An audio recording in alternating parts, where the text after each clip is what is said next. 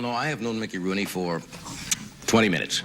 I first met Mickey in the early 1950s, and he is one of the major talents. He is more versatile, he has more range as an actor than almost anyone that I know.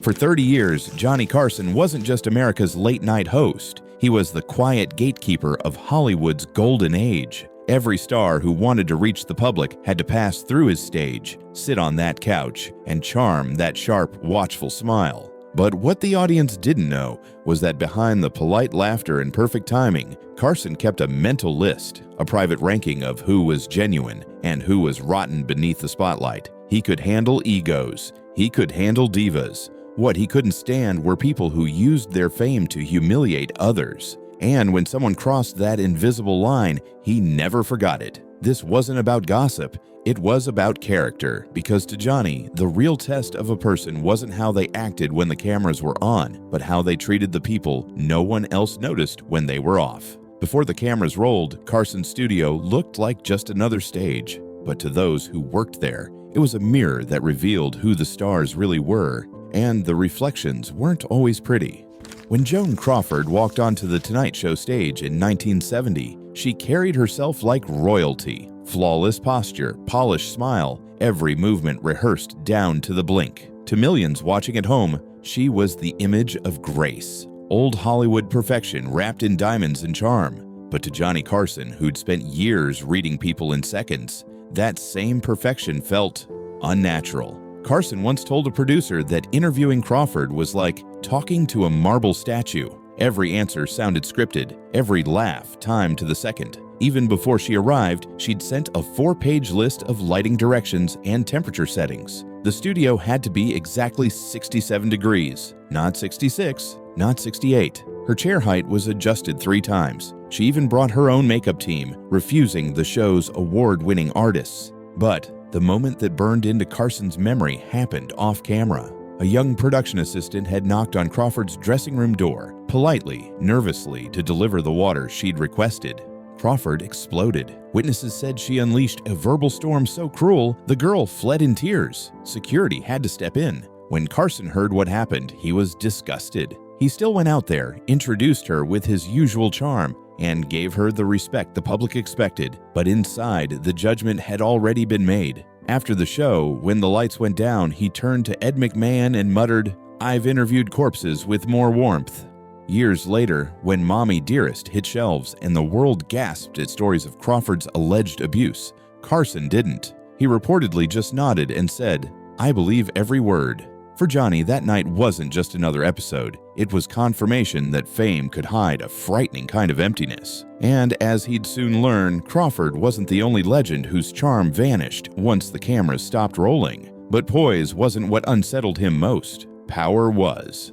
When Frank Sinatra showed up at The Tonight Show, the energy in the building shifted instantly. Studio crew members straightened their backs. Stagehands went quiet. It wasn't fear. It was something heavier, like invisible pressure in the air. Sinatra didn't just walk in. He arrived, surrounded by an entourage that looked more like bodyguards than friends. To the audience, he was the cool, untouchable chairman of the board. But behind the scenes, Johnny Carson saw something darker. Carson respected Sinatra's voice, his talent, and the cultural weight he carried. But what he couldn't respect was how Sinatra treated people when he thought no one important was watching. Former staff recalled one moment that sealed Carson's opinion forever. During a taping in the early 70s, a floor manager doing his job gave Sinatra the standard 3 minutes to air warning. Sinatra grabbed the man by his tie, pulled him close, and hissed, "Nobody tells me when I'm ready." Carson saw the whole thing on a backstage monitor. He was furious, ready to cancel the segment right there, but producers begged him not to. Sinatra was ratings gold, and Carson knew the network wouldn't forgive him for cutting the star. So he swallowed his anger and finished the show, cool, professional, smiling through gritted teeth. But the next morning, he quietly told his producer, "Once a year, that's it. I don't care who he is." It wasn't just the arrogance. It was the way Sinatra's entourage treated the crew like servants. The way he made offhand remarks about staff members, especially women. Once, during a break, Sinatra made a crude comment about a female stagehand's looks, loud enough for everyone to hear. Carson, normally the picture of composure, turned to him and said coldly, "We don't talk about my staff like that here."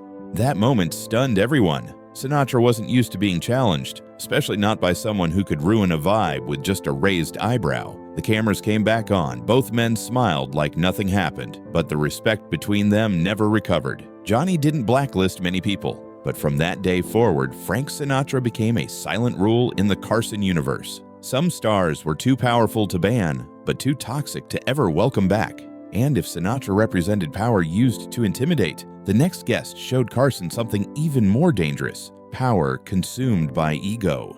When Orson Welles appeared on The Tonight Show, Carson knew it would be a spectacle. The man behind Citizen Kane didn't just tell stories, he commanded them. He spoke like he was narrating a film in real time, voice booming, hands carving through the air. Every word felt rehearsed yet alive, like he was performing for an invisible audience only he could see. The crowd adored it. Carson, not so much. Because as captivating as Welles was, he didn't just take over the conversation, he took over the entire show. The first time he appeared, the segment was scheduled for 7 minutes. Welles talked for 25. Johnny gave the usual signals to wrap up, the hand gestures, the subtle nods, the commercial cue, but Welles ignored them all, lost in his own brilliance. 2 other guests that night never even made it to the stage. He thought time was optional, one producer later joked. But to Carson, it wasn't funny. Timing was sacred. His show ran like a machine. Every beat mattered. Watching Welles bulldoze that rhythm was like watching someone draw graffiti on a clock.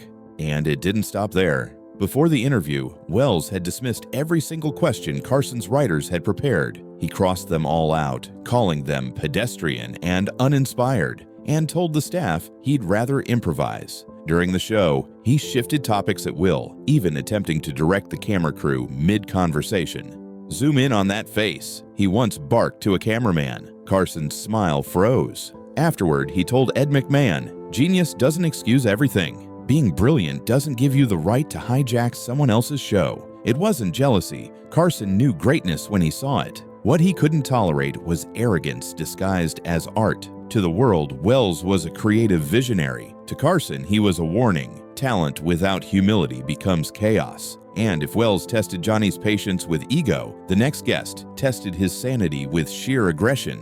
When Bette Davis sat down across from Johnny Carson, the room changed. She didn't just enter a conversation, she took command of it. Her presence was magnetic, her wit razor sharp, and her voice carried the weight of old Hollywood authority. To the audience, she was charming, brilliant, unpredictable. But to the people sharing the couch, it sometimes felt like they were sitting in a courtroom, on trial, with Davis as judge, jury, and executioner. Carson admired her. He truly did. He respected her talent, her history, and her unapologetic honesty. But there's a difference between confidence and combat, and Bette Davis didn't always see that line. When younger actresses appeared on the same episode, she'd cut them off mid-sentence. If another guest got a bigger laugh, she'd twist her chair slightly away from them, lips tight, eyes cold.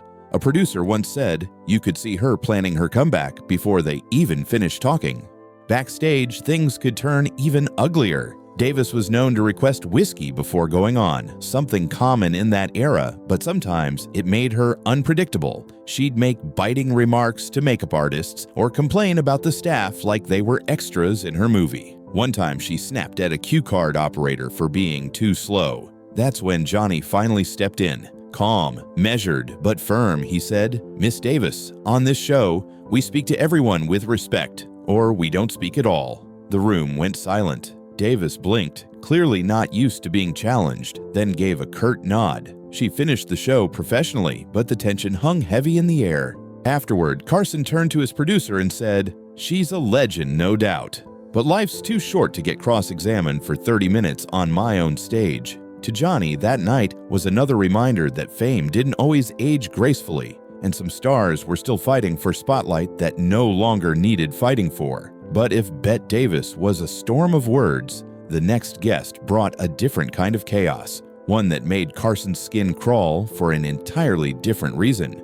Mickey Rooney was supposed to be the kind of guest Johnny Carson loved, funny, nostalgic, and full of stories from Hollywood's golden years. He was once the biggest box office draw in America, a living time capsule of the studio era. But by the time he started appearing on The Tonight Show in the 1970s, something about him felt off. The energy that once made audiences adore him had shifted into something unpredictable, even uncomfortable. Crew members would whisper before his tapings. Female assistants quietly asked to be reassigned when his name appeared on the schedule. According to multiple staff recollections, Rooney had a bad habit of crossing professional boundaries, grabbing hands, pulling women closer when he spoke, or making suggestive jokes that fell flat in the new decade's more cautious environment. Sometimes he'd even arrive smelling of alcohol, slurring his words during rehearsals, leaving Carson's team scrambling to decide whether to cut his segment short. One night, Rooney launched into what was supposed to be a heartwarming story about Judy Garland. Within seconds, it derailed into something wildly inappropriate. Carson, ever the professional, cut him off mid-sentence and smoothly changed topics. But during the commercial break, he turned to his producer and quietly asked, "Is he drunk, or is this just who he is now?" It wasn't anger. Carson had empathy for stars who'd fallen from grace. What bothered him was the lack of awareness, the inability to respect the space he'd built for his crew and audience. He could forgive aging egos, but not behavior that made others feel unsafe or disrespected. After another uncomfortable episode, Carson took an unusual step. He personally apologized to a young actress who had been on set that night, saying, "That's not how professionals act on my show. It won't happen again," and it didn't. Rooney's appearances became rare after that, often pre-taped during the day instead of live. To Carson, that wasn't punishment, it was containment. The kind of quiet decision only a man in power but with conscience could make. But if Mickey Rooney's behavior crossed the line of decency, the next guest managed to break every rule of professionalism before the cameras even started rolling. Few guests ever lit up the Tonight Show stage quite like Zsa Zsa Gabor. She was glamorous, flirtatious, and over the top in all the ways television audiences adored. With her Hungarian accent and playful banter, she could charm anyone watching at home. But behind that sparkle was a side of her that made Johnny Carson and everyone who worked for him dread her name on the schedule. It started long before she ever arrived at the studio. Every booking came with a list of demands so outrageous the staff thought it was a joke. Her dressing room had to be exactly 74 degrees. Only orchids were allowed. No carnations, ever. She requested a bottle of Perrier with precisely 3 ice cubes. Her own lighting technician flown in from Beverly Hills. And, most absurd of all, no female guests under 40 booked on the same night. One producer joked, "She didn't just want the spotlight, she wanted to own the electricity that powered it." But the real problems began the moment she arrived. If even one request wasn't met, Gabor would refuse to leave her dressing room. Once, she discovered the makeup department didn't have her preferred foundation and demanded someone be sent across town immediately to buy it, threatening to cancel her appearance otherwise. The entire production came to a halt. Carson eventually had to call her himself, gently saying, "Zsa Zsa, darling, you look beautiful already. Let's save the cosmetic emergency for another day." The taping went on, and as usual, she was electric. She laughed, flirted, and had the audience eating out of her hand. But Carson wasn't laughing. Every time she came on, she threw the show's schedule into chaos. Crew members worked overtime. Guests were bumped. The rhythm he'd spent decades perfecting fell apart. After one especially exhausting appearance, Carson sighed backstage and muttered, "I'd rather interview a cat." At least the cat wouldn't need 3 assistants and special lighting. Everyone laughed, but the truth was, it wasn't really a joke. Still, he kept inviting her back, not because he wanted to, but because he knew good television when he saw it. Gabor was unpredictable, dramatic, and larger than life, everything late-night audiences craved. But deep down, Johnny knew she represented a growing problem in Hollywood. Stars who believed their fame made them untouchable. And just when Carson thought he'd seen it all, the next guest proved that unpredictability could turn from entertainment into explosion. Shelley Winters wasn't your typical Hollywood guest. She didn't play nice, didn't follow scripts, and didn't care if her honesty made people squirm. The moment she sat down, Carson could sense it. This wasn't going to be a calm interview. Shelley didn't talk. She detonated. A 2-time Oscar winner who'd lived through every era of Hollywood, Shelley carried her battles proudly. Ask her about a film, and she'd turn it into a fiery speech about politics or power. One night, when Oliver Reed made a sexist comment, she hurled her drink straight into his face. Live on national TV, the crowd gasped. Carson blinked, then smirked. "Well, there's your chemistry test." The audience roared, but Johnny wasn't laughing once the cameras cut. After that, producers prepared for impact whenever she was booked, removing glasses, bottles, anything throwable. She didn't need cue cards, one crew member said. She needed a warning label. Yet Carson couldn't fully dislike her. Her chaos came from conviction, not cruelty. After one heated anti-war rant, he told his producer, "I may not agree with her, but she means every word." Still, by the late 70s, her visits slowed. Carson preferred guests who could bring the fire without burning down the stage. But if Shelley's outbursts came from conviction, Carson's next guest crossed a line far deeper, because this time it wasn't about passion, it was about hate.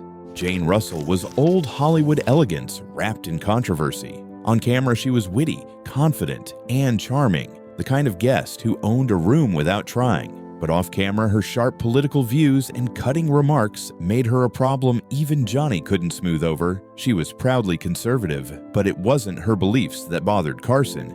It was her lack of compassion. Several staff members recalled her making harsh comments toward LGBTQ+ crew, even refusing to let a gay makeup artist touch her before an appearance. Johnny heard about it right before showtime, and his patience snapped. He still did the interview, polite as always, but once the lights went off, he told his producer, "That's the last time. I don't care how famous she is. Hate doesn't get airtime on my stage."